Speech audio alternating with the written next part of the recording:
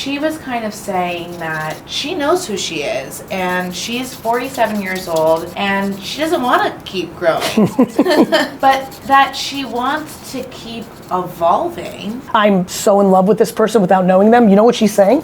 I don't want to judge myself. The nuance of evolving versus growth is when you are in this game of growth, if you watch the people that are most obsessed with it, they're over judging themselves. They're subtly beating themselves up like, I need to be better. I'm not good at this. I think what she's saying, quick hot take on hearing that, because it really hit me in my chest, because I'm very similar, is I don't want to beat myself up. So you've spoken a lot about the importance of self-awareness. Yes. And you're like knowing your own strengths and weaknesses. So when you were transitioning out of, you know, your dad's wine business, yes, how did you identify the skills and passions that you wanted to pursue as an entrepreneur? There was a level of like self-awareness, but also passion, right? And I talked about passion a lot in my early career, and it was because of this. When I was leaving my dad's business, it was mainly because my brother AJ was graduating from college. And I knew that I wanted to do a business with him. And it was also because I was in a family business. And for all the people that are watching or listening, family businesses work very different. They work like the following. I mean, immigrant family businesses, like the one I was part of, which was, you don't get paid a lot, and you only get to own the business when the old man or the old woman die. Right. So I was starting to have these combos with my dad. I was like, Dad, I'm 34 now, like I'm starting to be a big boy. And hey, by the way, I've helped build your business from a $4 to a $70 million business. I need to go do something, I think, for myself kind of thing. And so I knew that I was getting close to that transition. AJ was graduating in like 6 months to a year, and I was like, crap, I gotta pick. Right. And back to your question on self-awareness, I said to myself, what do I like and what am I good at? And that pointed to marketing. I built my dad's business, not only because I knew wine or, you know, and I educated myself very real in that. Yeah. It was because I did a website in 96. I did email marketing in 97. Right. I did Google AdWords in 2001 or two when nobody was doing these things. They all worked. And at this point when I was transitioning, I did a YouTube show that was crushing. I was one of the first people to have 1 million followers on Twitter. And I was like, hey, I'm good at this. And I like it. Right. When I sold lemonade, I literally sold lemonade as a kid, mainly because I wanted to make the sign. Hannah, you know, like it's, you know, but I didn't realize, I didn't realize that at the time. Right. But at this, back to self-awareness, I was like, oh, baseball card shows.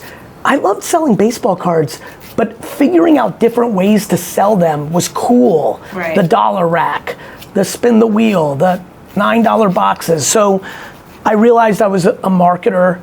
That was the self-awareness. I realized I liked it because I could have done a wine thing because I knew wine really well, but I knew I liked marketing more than wine, even though I liked wine. And so I think it was just being really aware and willing to think of yourself in a different way. I had never, this is true now, I had never thought of myself as a marketer prior to the year before I started this company. I thought of myself as a businessman. Right. I thought of myself as a salesman, but I never thought of myself as an advertising person. Right. I was just doing what I thought would sell wine. And then I re-looked at myself through the lens of self-awareness and passion, because I had a life decision to make, and that's how I got there. Okay, now with the self-awareness and passion, what fears came up when knowing that you were going to be an entrepreneur? And second half of that question is, what advice would you give to entrepreneurs who are struggling with similar concerns? This is where I hate that the uniqueness of my life isn't a great answer, but I can give you an answer as someone who's talked to 1 trillion people. Okay. And here's where I'm going with that. I was such a poor student as a child. I was, after about 4th grade, not as good at sports as like the best people in sports. I had good hand-eye coordination, I was a scrapper. But I was selling stuff my whole life, which meant I got a ton of no's. Yeah. That by the time I got to a place of like running my dad's business or then starting my own businesses, I wasn't scared of anything. Right. Did you feel like you had nothing to lose? It was even better than that. I didn't care if I lost. It wasn't that I didn't have anything to lose. It was that I didn't care if I lost. I cared if I didn't try.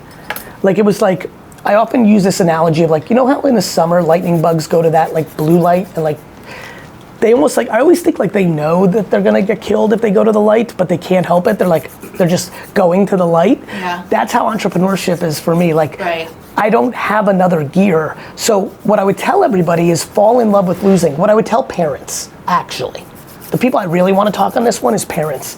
The reason 8th place trophies was a misstep was what we were teaching kids was losing, we were demonizing it.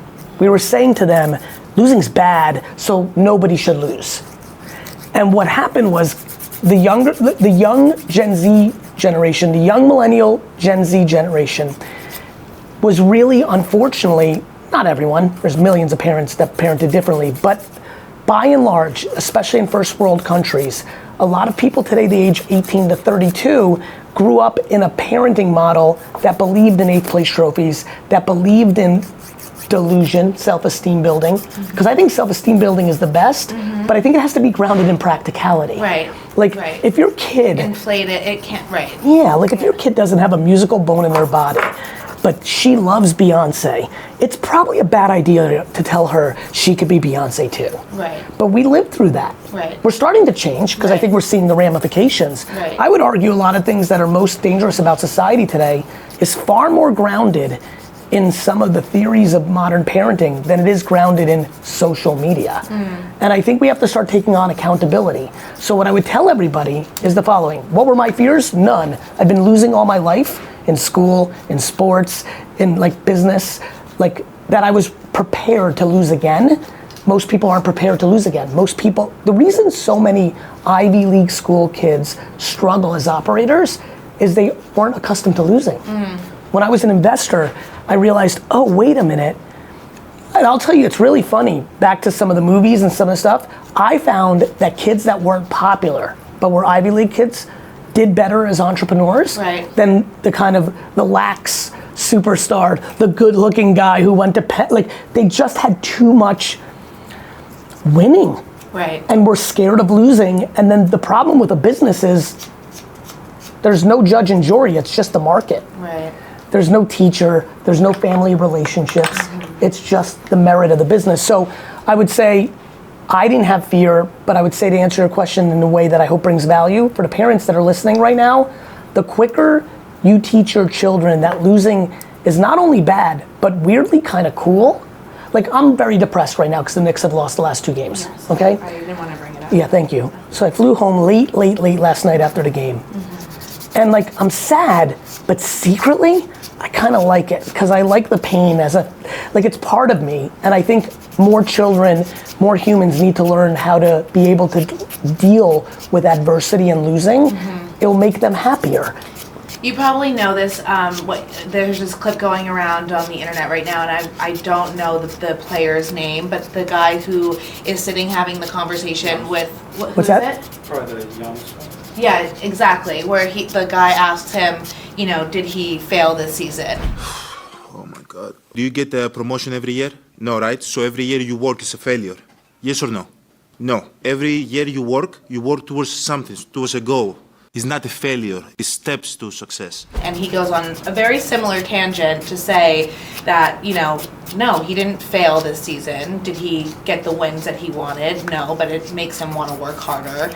And he has more goals. And, you know, he basically turned it around on the guy and said, you know, did you get a promotion this year? And the guy's like, no. He's like, well, was your year a failure? And the guy's like, no. And he's like, okay, well, it's all about like perspective in terms of, you know, what you're, oh yeah, you can come make it close, thank you. In terms of So many decisions to be made in these settings. Oh yeah, yeah. But, Yeah, I mean, well, that's why sports is the best. You can't hide. Right. You know, people hide in everything else. Even entrepreneurship. I love entrepreneurship because it's the closest, but you can still hide. I have an acquaintance who, in their profile, it says on their Instagram, 3-time exiting entrepreneur. Looks fancy. In reality, because I know the situation, all 3 companies were a disaster. Really? Yep. All of the exits were M&A on a penny on the dollar. One was an acqui-hire. Okay. And one was bought after an obnoxious amount of funding for 4 cents on the dollar. So, but in Giannis's game, you can't hide. No. Like the Knicks lost last night. That's it. And this is why I've always loved sports, the merit. An Academy Award was a political decision behind the scenes by a group of people.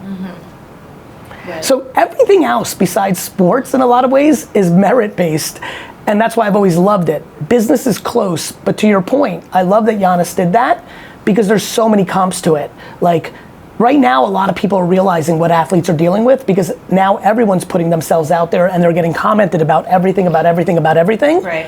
And that's what athletes have always had to deal with. One bad night and everyone's got all sorts of things to say. Every one of us in this room right now, including these two lovely ladies who are dominating at their craft, we have bad days. Yeah.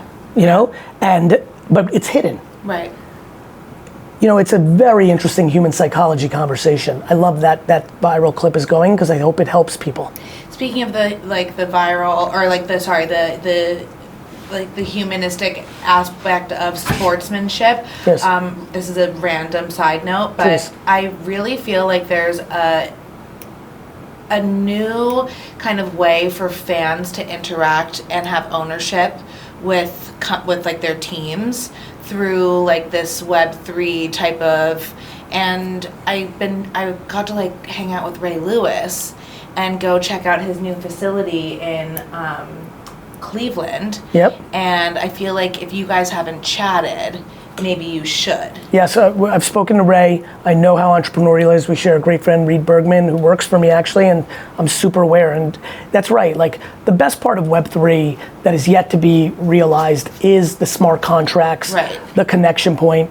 There's still a lot of clarity we need from the US government and the world on what to do with all this stuff. Right. But with AI coming and us having to prove provenance, like, by the way, we're doing an interview right now. Everything we're saying is being recorded, and that used to be like the truth. Now we have deep fake videos coming out. Right. Somebody could literally take this video of us and change the things we're saying. Like the world's about to go through a real revolution, and I do think that the blockchain and Web3 is going to be a actually good contributor to it. And I think to your point, like the relationship graph of everything Right. is about to happen. I think about like the Grateful Dead and Fish and those bands that like people traveled with. Yeah. Like what if those people in the 60s had an NFT that could like go with it? Like so many cool things instead of just collecting ticket stubs Yeah. or photos. So Right. I'm excited about the future. That's cool. Okay. All right. So you're really known for your grind. You're consistent day after day. How do you kind of keep the intensity and the focus up, specifically in the moments of like setbacks and hardships? By not having success, especially financial or notoriety, validate anything in my life. Oh, you like that one? Wow.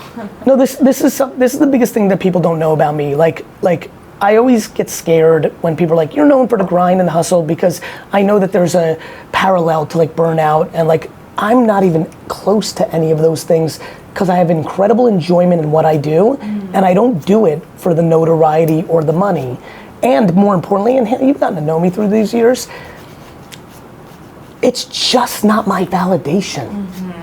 I am much more associated to being nice and people knowing that to be true than I am to how many followers I have or how much money I have. That is like, honestly, if there is one takeaway from this entire video today, I hope people listening at home can understand that their validation, it does not need to be through their financial successes and work commitments. The reason, like, you know, like the people in my, Work achievements. yeah, the people that are super closest to me, my family, and like the closest friends that go into family zones, they all know the truth, which is like, I'm crazy chill. I'm hyper when I communicate. Like I have high energy. Like Because you're also passionate. yeah, I'm happy. Right. I'm happy because of my simplicity, which seems really crazy. I get it because I am an entrepreneur and because I do have a lot of things going on. But the thing that I think works for me, and I see it in others, but to your point, the majority of my contemporaries are very different than I am. They are, unfortunately, in my opinion, because I worry about them, too wrapped up in achievement, money, status. I mean, the thing that, you know, this has been lately on my mind, maybe because I was in Miami for F1 and I watched it play out again. People are heartbroken when they don't get invited to the good party. Yeah.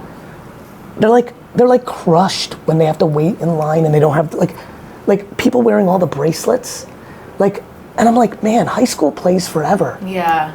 I'm like, these people are some of the most successful, attractive, financially successful, status. You know, I know a lot of these people like have good families, have like great children, like, and they are like blowing a gasket. Or just, I can see the upsetness in their face because they weren't invited to Carbone Beach. Right. I mean, like, I love Jeff, but like it's gonna be okay. Yeah. Like, and social media has amplified that, but it hasn't changed that. I hate when people are like, we gotta blame social. Do we? Because my daddy's liquor store was not far from a town called Short Hills, New Jersey. And I watched all those people in Short Hills, New Jersey. When somebody got a new Mercedes, they needed to get a new Mercedes. Right. When somebody came into I watched people my whole life come in, buy a case of Opus One, and watch the next customer waiting and hear it because they know that person, and buy 2 cases of Opus One. Right. Like, it's been a flex show for life. Right. And you know, and fashion's become such a bigger part of our life, and so what brands people are wearing and this and that, and so I'm really glad we're touching on this, and I do think, especially knowing how epic your audience is, I think this is gonna help some people. Like how am I handling it all? Yeah. Because if it all went away tomorrow, I'd be just fine. I don't need to take another selfie. I don't need to make another dollar. I was super, back to like, I got fortunate. And I'll say this as well for everyone who's listening. The greatest thing that ever happened in my life was I grew up with very little. I was born in the Soviet Union. I came here when I was little, but I was happy. And I was happy every day because I have an iconic all-time great mom. And you don't need those things to be happy. And so I was born and lived in a way where I knew that that wasn't a direct correlation. Right. A lot of people, my children included, will never know, is it the money or is it not? Right. And so you get caught up in this thing of like, oh, okay, like anytime I say like money doesn't buy happiness, the comments are littered with easy for you to say, and I'm like, you don't know me like that. Right. You don't know me. Like, easy for me to say because I've actually lived it, not because I have money now that, oh, by the way, I earned. And so I think for a lot of people, they don't know. And I think, you know, one of the great things of living a life where you go coast to coast in your journey is you know. Right. You know that there, like, I have unlimited people that have hundreds of millions of dollars to their name and are deeply unhappy. Yeah. You know this. Yeah. We're very fortunate. We run in circles. We've been in places around the world, and you see it, and it's really sad. And I think it has everything to do. And I really appreciate both of you reacting the way you did. It's the one. You know, it's the one thing I need to make sure I communicate before I die. That if you are not and by the way, it's the same way I think about beauty. One of the biggest things I worry about is what parents affirm to children on their way up. If you are a human, and the first 20 years of your life, your parents, your relatives, and your classmates continue to give you validation because you are attractive, what do you think is gonna happen when you're 50 and Father Time is starting to play its game? Of course you're gonna go through some feelings. Of course you're gonna probably over worry about that. You were taught that that's your validation, but that's the same thing about sports. You know how many people are great at sports and then don't make it into the professional realm and then really struggle with the transition because all their validation, it's the same way I think about straight A's. My biggest problem with school is if you keep telling a kid, you're great, you're great, you're great because you're getting A's, the problem is the world doesn't work on A, B's, and C's. Right. And so you have a lot of people in their 20s to 30s who struggle in life transition because all they've ever known is how to figure out a school system. Right. That's what the world told them they were good for. And so I think as parents, we have to be careful of what we validate, which is why what my mom did for me is what I am passionate about doing for not only my children, but the world, which is like, let's validate on how we treat each other. Right. Absolutely. My mom once lost her mind as if I won the Nobel Peace Prize because I'm visualizing it right now. I was less than 10 years old. I opened the door for an elderly woman to walk into a McDonald's in North Plainfield, New Jersey. You would have thought that I cured cancer. My mom spent the next 2 hours telling me why that was so great, why that is the thing, why you're the best. Right. She called me golden-hearted my whole life. Of course, I answered my question earlier about what I care about. Right. It's what she instilled. I want to be known for how I treat people. Speaking of beauty, I was at a dinner last night and there was an emotional intelligence coach there who was moderating a conversation, and it was a really beautiful conversation. And I'm going to touch on this in a second as well on a different part of the convo, but she mentioned that when she was growing up, her mother did not allow her to wear makeup until she was 18. And she was obviously really annoyed by that as a teenager, but it was really to instill the fact that she wanted her daughter to be comfortable in her own skin. And I feel like that is another, version of, when I heard that, I was like, oh my gosh, that's so like on the money as I like start to think about how I behave in front of my kids, the types of routines I show them, and, the way I speak to them about their self-confidence. And, it's just I feel like these moments we don't talk about them that often, but they're really quite important, and they end up shaping us from like a whole identity standpoint. In a way that I couldn't believe in it more. Right. Meaning, you may or may not have to go to aggressive tactics or what may seem like an aggressive tactic, but instilling the right things is everything. And so, like, for example, and you know this because you're very educated in this, there's a lot of variance to beauty versus health and wellness. Mm-hmm. So like there's the concept of like lip filler is very different than eating clean. Mm-hmm. So I think that's going to be a big topic of conversation over the next 20 years as we get more advanced than what you just talked about. There are certain things that are artificial enhancements to live up to the current state of beauty. Right? Look at your life. I look at you and I can see visually, she grew up in an era where girls that look like her were the standard, and now as she's older, her look is more the standard, and standards change. Right? What is considered beautiful changes. So there are differences of like, are you in a life cycle where the way you look is considered the standard of the day, or is it not? And then do you do something about it to keep up with the Joneses? Right. Or are you doing things that are gonna keep you healthy? And those are very interesting nuances that I don't think are being broken down just yet in health, wellness, and beauty. I would agree.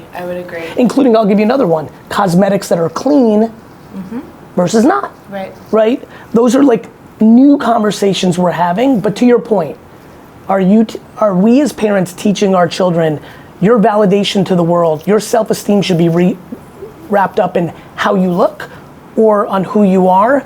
And I think they come in all shapes and sizes, and I think it's dangerous to be black and white. Right. Because, look, I think beauty is like an important part of the world. We like marvel at like sunsets. Yeah. And we like when it's nice outside. Like, we shouldn't demonize some things. I don't think it's a trivial thing. I don't think it's not important. But I think balance and all this. I think a lot about the color purple these days. So as America has really locked into a war amongst red and blue politically, I know the way we get out of this is by everyone falling in love with purple. And I think everyone's digging in too deep. People are even changing their minds on things just to fit a red or a blue. And so I think this issue fits similarly, which is like, we shouldn't demonize people that want to look good. I think it matters quite a bit. But we can't make it the thing they're completely known for. And to the point of this combo, when are we gonna start holding people up on a pedestal that are the nicest? Yeah. Not the richest or the prettiest. Correct. And I think we have the potential to do that. Totally. I really hope so. I think as a society we do have the potential to do that too. Well, I think it happens in pockets, right? Yeah. You and I have a lot of different, like, you probably have 3, 4, 5, 2, 6 meaningful friend groups. In my world, I would argue that most of my friend groups that really are my actual friends are actually quietly built on that. Because, you just want to be with people that are nice. Of course. Or common interests. Right. Okay. Switching gears a little bit, but it's kind of on the same. it all works into itself. As someone who recently pivoted in their business, I closed the doors on HB Fit. Yep. How did that feel? You know what? It honestly, like a weight was lifted. Good. And how long did you sit on it? I've been sitting on it for about 15 months. Yeah. 2 years. I always think people, like, especially when you're, like, anybody who's, this is so important, everyone who's listening, having the strength to close something. when you are so out in front of it is one of the most courageous acts a human can do. Which is why it always takes time to do it. Yeah, and I was really nervous. Makes sense. I was really, really nervous. But ultimately, like, it just, the business model didn't make sense. I don't have, you know, I would have to hire 3 more people. I don't have that salary income. I don't have, you know, I'm not raising money for it. It doesn't make any money. Like, It ran its course. It ran its course. And anyway, so what would you, I feel like you're the type of person who takes pivots and strides. Like you. Well, it goes back to what we were talking about earlier. Exactly. You know, to your point, rightfully so, because I know enough about you, you're thinking from a B2C and a B2B perspective, what is this gonna look like? Because that's the right thing to do. You're a young, ambitious woman with lots of goals and tons of stuff in front of you, and you are actually being thoughtful by saying, hey, this is something I'm very associated with. People are gonna have judgment on this.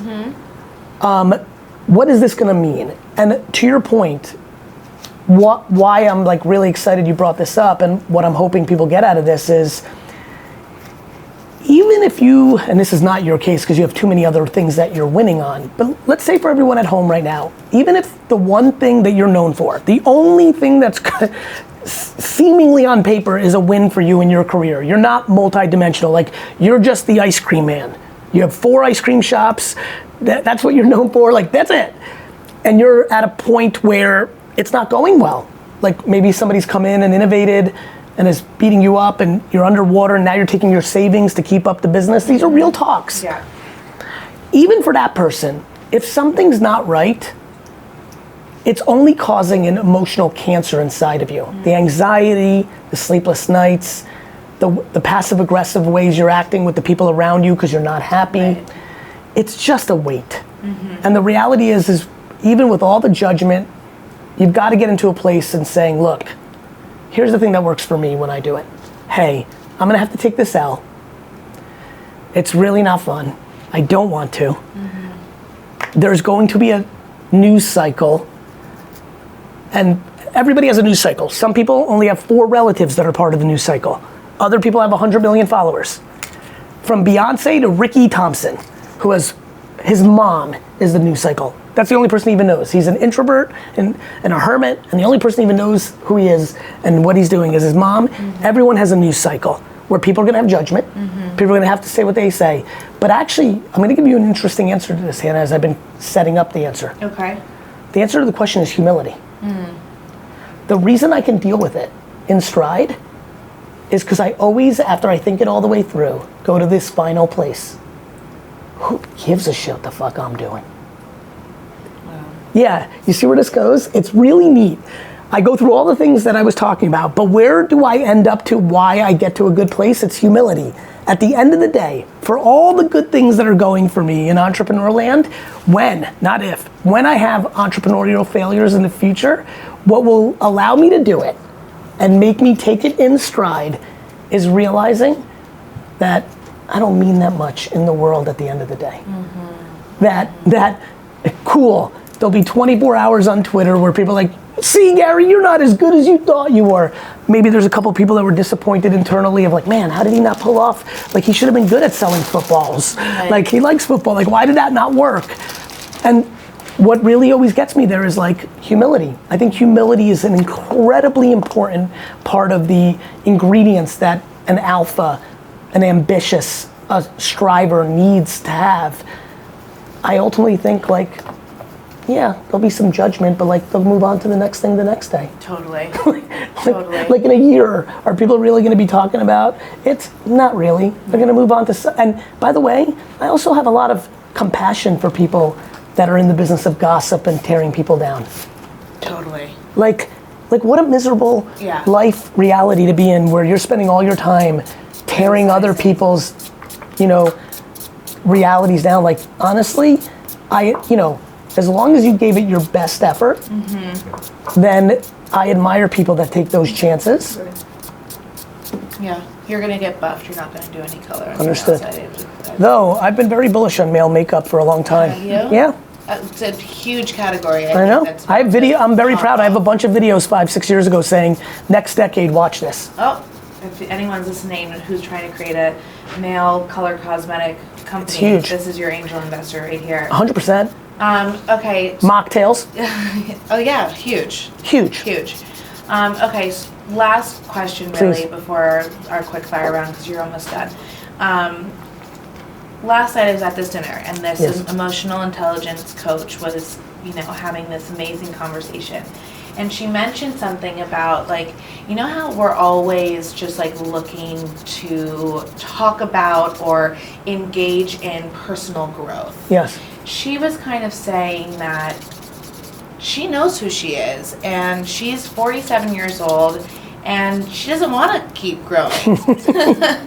But that she wants to keep evolving and that those are two different things. Do you know what I hear when I hear that? Tell me. That's why I wanted to. And I'm 47, so that makes me excited. I'm so in love with this person without knowing them. You know what she's saying? I don't want to judge myself. The nuance of evolving versus growth is when you are in this game of growth, if you watch the people that are most obsessed with it, they're over judging themselves. They're subtly beating themselves up like, I need to be better. I gotta be better. Right. I'm not good at this. I think what she's saying, quick hot take on hearing that, because it really hit me in my chest, because I'm very similar, is I don't want to beat myself up. I think the reason, by the way, back to the last thing, that so many people are judging everyone else is because it starts at home. Right. They're judging themselves. Right. And the way they're dealing with that pain, because they keep beating themselves up, is they deploy it to others. Right. So, when I hear that, that makes sense to me. I think we've got to find a way to be less judgmental on ourselves. But to her point, you always want to evolve. Right. But I understand, I think I understand where she's going. Yeah, it was interesting because when she first started talking about kind of getting over this idea of constant growth, I was kind of saying to myself, well, but there's so many things that I want to accomplish and do. And then she moved into this, it's not about, you can still evolve within yourself, but the constant idea that you're not satisfied with yourself is, and I found it just really beautiful. I thought you were going to like that, so that's why I wanted to bring Well, it's funny, you just made me think of something that really hit my team the other day. We're on this journey at this marketing firm, and it's really going to be a thing. We genuinely are starting to, and when it's all said and done, have changed the way people think about marketing in the world, which is really cool. But there's so much pushback. People still believe a television commercial is more important than a single TikTok. And I really don't think that. That the ocean spray TikTok will sell more ocean spray, which it did, than any commercial, which is true. So we're having this very philosophical meeting where the team is talking about the frustrations of getting the world on board. And I said something that's just very real to me that touches on what you just said. I looked at them all and I said, we've already won. And it's funny when you just said what you said about what she was saying. I feel like that is another big quote unquote secret to why things have worked for me. Similar to what I said earlier about not being attached to the validation of the success. When I tell you the most emotional professional day of my career to this day is still the first full day of work at my dad's store. May 20-something, 1998. Coming up on an anniversary. Yeah, 1998 is still the most significant day of my life because somewhere around 4th grade, I dreamed for the day where I could work full time. And I remember yesterday driving right over there, over those hills, from Hunterdon County, New Jersey to my dad's store for 40 minutes. And I remember literally saying to myself, there'll never be a better day than this, because this is the starting point of what I've always wanted to do. And basically I was saying to myself, I'd won already. Regardless of what's about to happen over these next 50 years, just playing means I've won. And so when, especially since Kobe's death, which I think really was just such a cultural, and especially because I'm very tied into being competitive, and I just like a lot of the way he moved. He's one of the people that just very clear for him, it was he'd won the day his career started. The game itself, and that's how entrepreneurship is for me. The game itself is the win, nothing else. And I was telling the team, we'd already won. We're like, and it was funny to see how well that landed with everyone. It like gave them some sort of weird peace of mind. And I think that's what I want for every individual. Like when you go and do the thing you want to do, regardless of the money or the notoriety, if you are passionate about planting and you've started a micro planting, farming, flower, vegetable business, if it, like the amount of people that have a business like that does $180,000 a year in sales and they take home $67,000 and they live on that $67,000 and are happy as shit, it's those people. And sometimes they look like Kobe and it's financially and culturally satisfying. It just happened to be that for him. But back to like all the hidden people that we don't talk about. A dentist, that's all he ever wanted. Like he's pumped. Right. I want that. That's why the first book I ever wrote was based on that. But people keep thinking it's foofy, silly stuff. And I keep saying that the internet has made it very real. Right. Sick. Okay, well, this was an amazing chat. We're just gonna do a quick fire round. So like the first answer that comes to you, and we'll just have like 5 quick questions. Let's do it. Great. What's your non-negotiable in the morning? To check my phone to make sure there's no fires.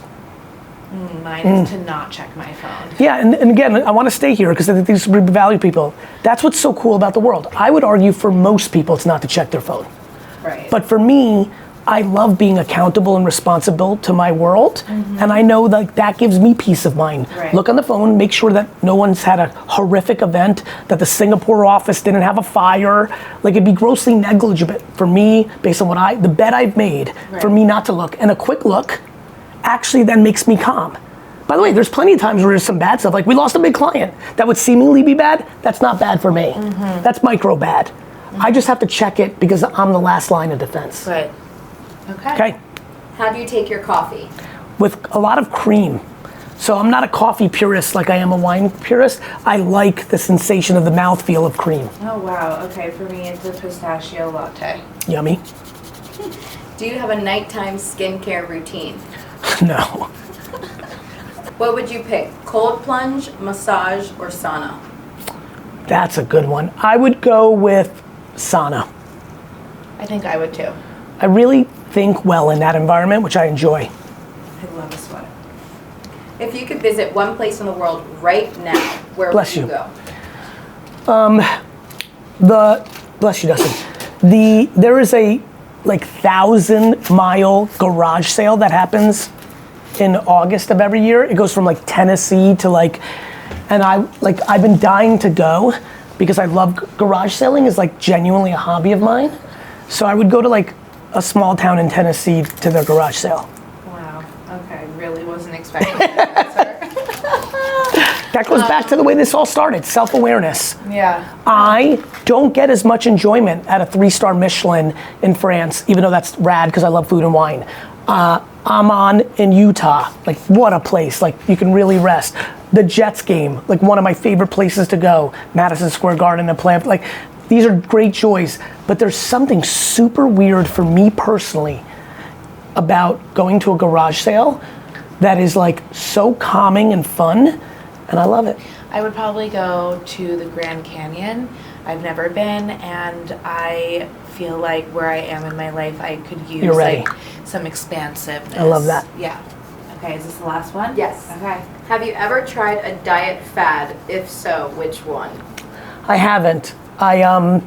What's really interesting though is a diet fad, even though I don't think it's a fad, I think it's probably really real, is something I've done pretty much my whole life. I fast often, and I don't mean the modern one that's like 18 hours and this, that, like I mean like 30, 40, like I really love the feeling of a fast, and at this point in my life I'm fasting almost once a week, and I mean from dinner on a Monday at 9 until Wednesday dinner, so 48 hours. Water? I am having water, and I'm having, again, not a considered modern fast, because I am having coffee at times and sometimes cream, which I know disqualifies it from what people consider fasting, but I do not put a single piece of food in my body for 48 hours, probably every week. You like that one? That was mind blowing. Wow. Right, Dust? You see it like a lot. I feel like that's actually feels probably good. weirdly good for your cells because people do these water fasts once a week and their cells regenerate at a very interesting rate. I've tried them all, so can't tell you. But I don't do anything now besides. Thank you so much. Thank you. And that's what we have for you. Thank you so much. Thank you for having me.